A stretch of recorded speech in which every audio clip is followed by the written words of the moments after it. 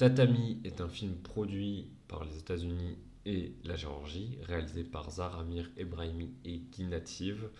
Euh, le film il raconte tout d'abord la quête d'une judokate iranienne qui va donc aller chercher une médaille ou en quête d'aller chercher une médaille pour les championnats du monde de judo. Le film est inspiré d'une histoire vraie, mais alors que cette judokate est en train de concourir dans son tournoi, il se trouve qu'elle est donc appelée par son pays pour cesser de concourir à son tournoi alors qu'elle vise une médaille.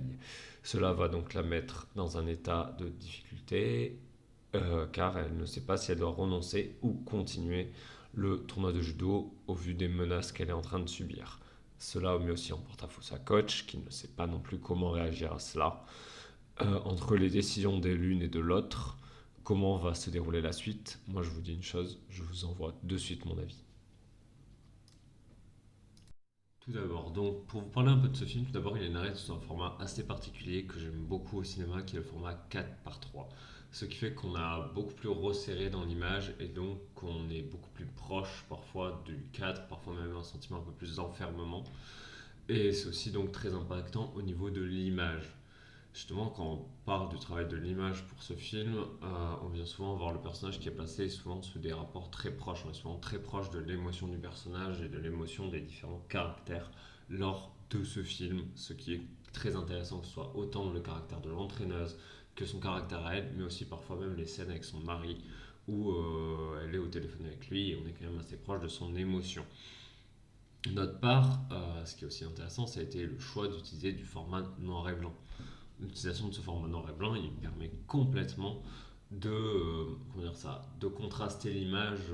On a une image donc très contrastée, mais en fait les lumières qui sont souvent des lumières qui viennent taper en point sur l'actrice, donc la judokate, et autant les autres caractères, parce qu'on a des lumières très fortes qui viennent taper et donc qui viennent souvent créer un contraste sur le visage des personnages. Donc c'est un choix qui est très intéressant vu surtout du contraste qui se passe constamment entre les personnages, que ce soit elle, son entraîneuse, euh, même la chef de service de la WJA, World Judoka Tournament ou un truc comme ça, qui justement en fait sont toujours en fait on est toujours dans un contraste constamment présent parce que les personnages sont aussi dans un contraste présent. Dois-je arrêter de faire la compétition? Dois-je continuer? Quels sont les risques, etc.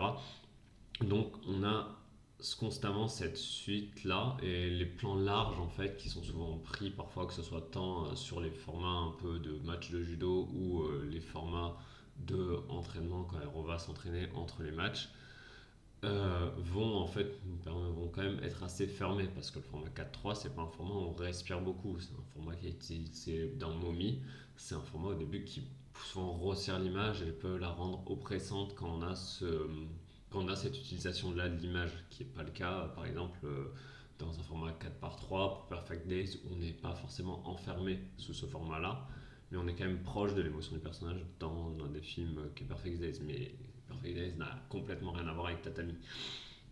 D'autre part, on peut souligner l'aspect du montage, dans le sens où sur Tatami, on a ce côté de rythme qui est constamment présent, surtout lors des combats de judo. C'est-à-dire que les personnages, en fait, lors des combats de judo, on va enchaîner entre des plans larges et des plans très rapprochés, limite des plans d'insert du combat. Ce qui va nous permettre vraiment de ressentir le combat et le rythme du montage qui fait que le match nous prend est très entraînant avec des musiques bien composées. Ce qui fait qu'on est constamment dans l'action quasiment du film. Le film ne nous lâche pas. Il ne nous laisse pas forcément respirer. C'est-à-dire qu'on est limite sous la pression. En fait, on est du point de vue de ce personnage principal qui est l'Iranienne et qui est donc on vit avec elle ce qui se passe.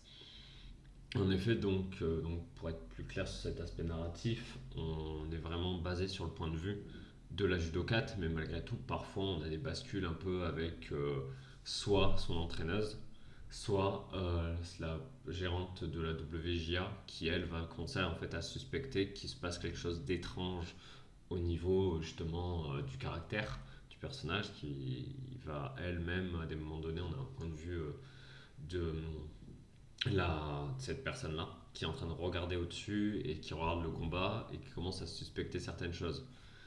Au niveau de la narration, donc ça s'enchaîne beaucoup entre temps de pause et temps de match, sachant qu'à chaque match, on a le côté de risque que le personnage s'arrête et on n'a pas envie qu'elle s'arrête, en quelque sorte, on a envie comme elle qu'elle gagne. Euh, mais pour moi, voilà, il y a cet aspect de match, on s'attend très vite à ce que les matchs reviennent petit à petit, on a un peu cette rythmicité qui arrive un peu vite et malgré tout qui est assez forte. Euh, Si je parle aussi de la scène aussi d'ouverture qui est très intéressante dans ce film où justement on a des plans de paysage qui pareil déjà même quand on a les plans de paysage en format 4:3 on est assez restreint sur ce qu'on voit sur le format paysage. Mais ça nous offre en fait un certain point de vue de nous situer dans cette ville très enfermée, enfin dans cet aspect de l'Iran très enfermé. C'est un film qui inspire une histoire vraie. Enfin, concernant les musiques, pour revenir dans ce film, les musiques, je trouve qu'elles sont quelque chose de très impactant parce que c'est une musique très souvent chantée en arabe, si je ne me trompe pas, qui offre en fait, on va dire ça, un certain attachement qu'a le personnage en fait à son pays natal. Et je vais pas spoiler, mais la fin rend encore plus impactant le fait d'écouter ces musiques-là qui sont magnifiquement composées, magnifiquement chantées et qui viennent en fait nous accompagner, qui sont pas forcément trop présentes durant le film, mais qui sont là à certains moments clés.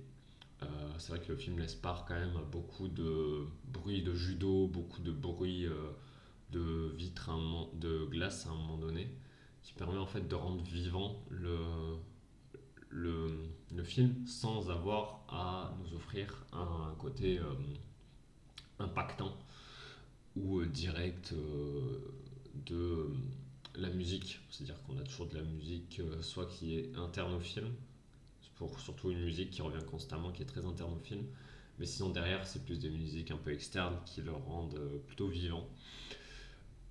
Donc pour en finir avec Tatami, ben, je vous invite, s'il est disponible dans vos salles, à aller le voir, parce que je trouve que c'est un film qui a bénéficié pas tant que ça de visibilité. J'ai très peu de vidéos qui en parlent, et je trouve pourtant que ce film mérite le coup d'œil, que ce soit un coup d'œil curieux sur un cinéma qui pour moi est ambitieux et qui a une prise de risque, surtout au niveau de la narration. C'est pas une narration habituelle, c'est des choix de narration qui je trouve très courageux parce qu'il va jusqu'au bout, je pense, de ce qu'elle voulait faire.